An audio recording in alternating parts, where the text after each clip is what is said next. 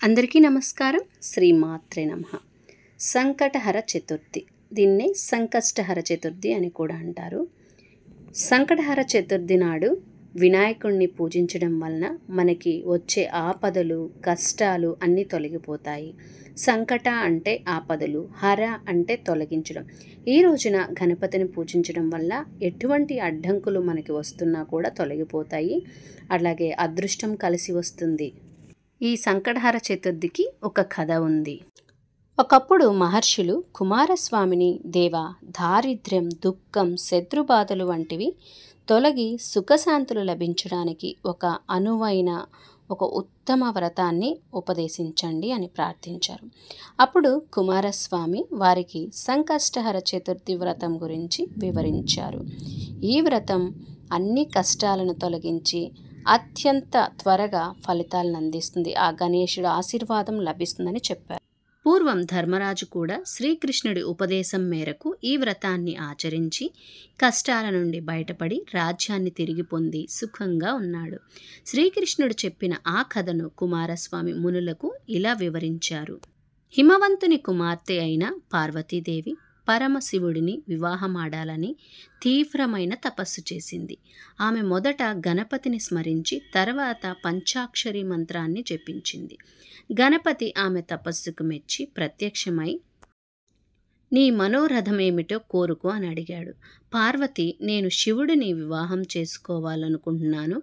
నా కోరిక త్వరగా నెరవేరడానికి ఒక మంచి వ్రతాన్ని ఉపదేశించండి అని కోరింది. అప్పుడు గణపతి సంకష్టహర చతుర్థి వ్రతం గురించి వివరించాడు. ఈ వ్రతాన్ని శ్రావణ బహుళ చతుర్థి చవితి నాడు ప్రారంభించి ప్రతి నెలలో ఇదే తిథి నాడు చేయాలి. ఈ వ్రతం ఎలా చేయాలంటే, వ్రతం రోజు తలస్నానం చేసి నిర్మలమైన మనసుతో ఉపవాసం ఉండాలి. గణపతిని పూజించి గణపతికి ఇష్టమైన నైవేద్యం పెట్టాలి.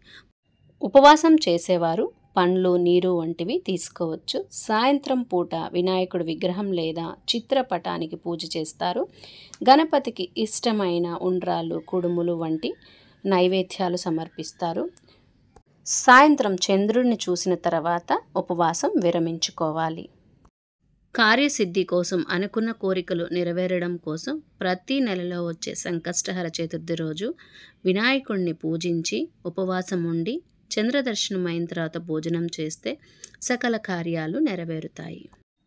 పార్వతీదేవి గణపతి ఉపదేశం ప్రకారం ఈ వ్రతాన్ని ఆచరించి పరమశివుడిని వివాహం చేసుకుని సర్వమంగళంగా సుఖంగా ఉంది.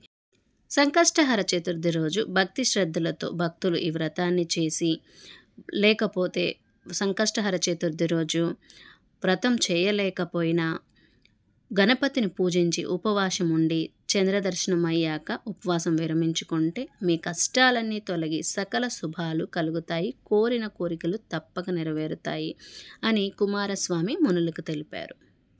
అలాగే ఈ పూజ చేయాలనుకునే వాళ్ళు సంకష్టహర చతుర్థి రోజు వినాయకుడి ఆలయానికి వెళ్ళి 21 ప్రదక్షిణాలు చేయడం ముఖ్యమైన ఆచారం.